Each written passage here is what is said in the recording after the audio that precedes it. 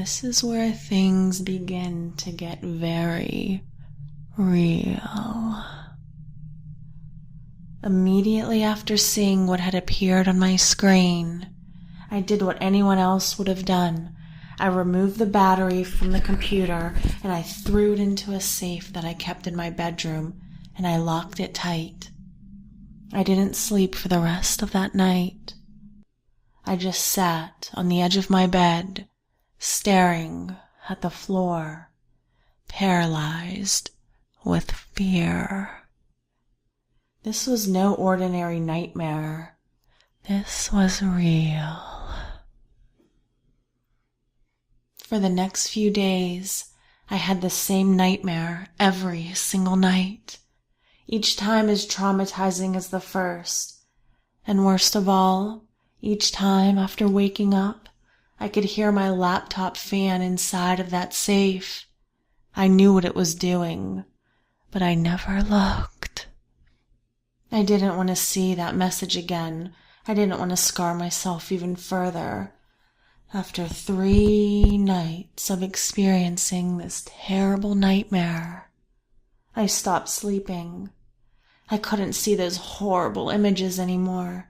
I couldn't face that demon anymore. It was too much for me. I kept myself up with caffeine and vitamin B. My motor functions declined, and my cognitive ability deteriorated after the second consecutive night of no sleep. I was so weak, so tired, and so afraid. On my 3rd day of self-induced insomnia,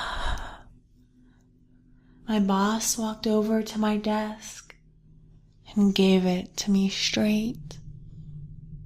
"You look like shit, man. Go home, get some sleep." I looked up at him. I wanted to tell him so badly, but I know if I did, he would just tell me to get my shit together and come back tomorrow. So I nodded my head in agreement, picked up my stuff, and walked out.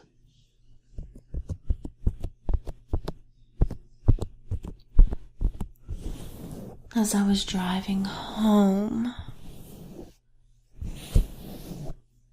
I turned on the radio to help keep me awake. I had not slept in almost 60 hours.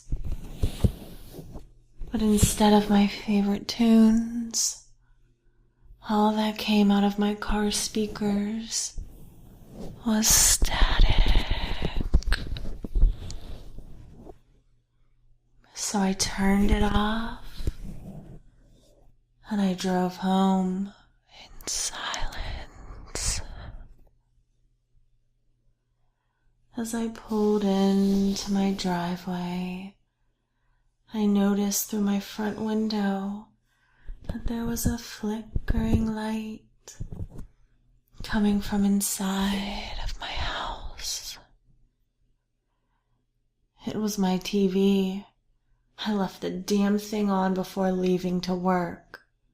I wasn't surprised though. Not sleeping for 2 consecutive nights was definitely taking a toll on me. I put the car in park and started to pull the keys out when my radio turned on again.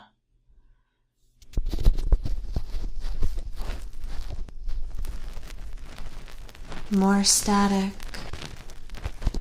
Was I hallucinating? Christ, I'm losing it. No, you're not. I almost shit my pants. Did that come from the radio? Either I've gone nuts, or that was extremely coincidental. I'm still here, you know. Fuck. This time I was sure that deep, static voice just came out of the speakers of my car.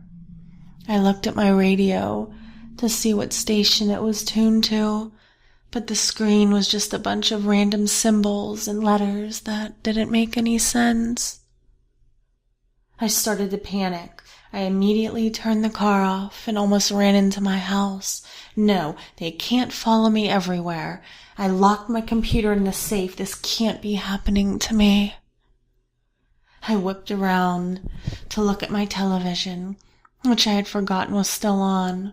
I swore I wish the goddamn Teletubbies were on. In fact, I wish there was anything on.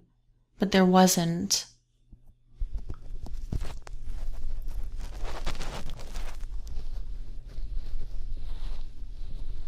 It was just static. No sound. No signal. Just static.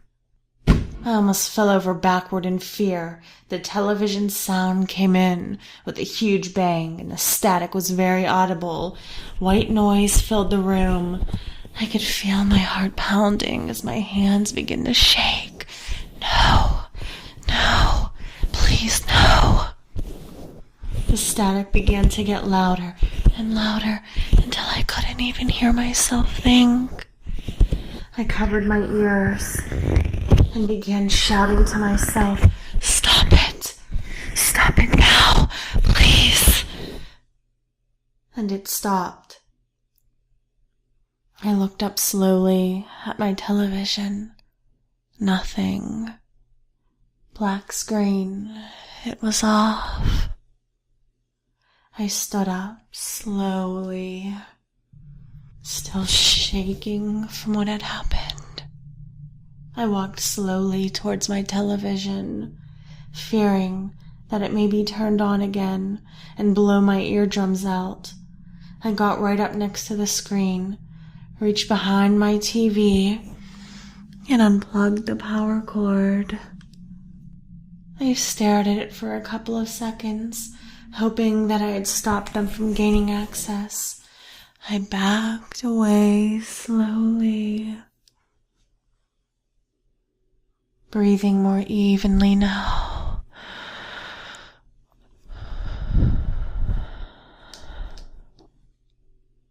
I stopped it, and that's when I saw that face on my television screen. That black silhouette from my dreams. It was here. It was real. He smiled at me with the most evil smile you could possibly imagine, and I couldn't look away. I was too afraid to move, and suddenly he began to speak in the most frightening voice imaginable. It was deep and booming, somewhat distorted, as if he was speaking through a voice masker. It sounded like 10 voices in one, all as evil as the other. Do you fear me? I couldn't move. I said, do you fear me? My body was shaking uncontrollably. Do you know these people? The next images I saw were the most traumatizing images in my lifetime. I saw pictures of my family, my friends, people I had met throughout my life. He had them. This can't be happening. I told you not to stare. And probably out of sheer adrenaline, I snapped out of my paralysis and picked up a small glass bottle sitting on the table next to me, and I hurled it as hard as I could at the TV. Sparks went everywhere. Shattered glass covered the floor. I looked up at the TV, and it was broken. The screen was cracked. It was no longer functioning. The demon was gone. I mustered what strength I had left and walked up to my room. I was so tired. I fell to my knees and began crying when suddenly I heard it. My laptop fan. I slowly raised my head, and there it was, sitting on the edge of my bed. Command prompt open. Webcam on. The screen read. That wasn't very nice. I screamed as loud as I can, "Leave me the fuck alone!" And I picked up my laptop and threw it out the window as hard as I could. This was going to end today. I walked over to the window I had thrown my computer out of to make sure that it was shattered and wanted nothing to be left of it. But as I looked out the window, I didn't see any broken laptop. I saw him looking up at me, smiling.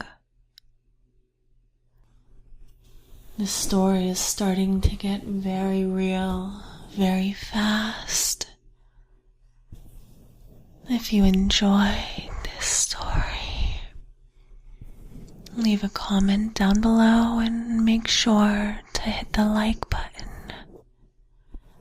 And I'll make sure to upload the next part very soon.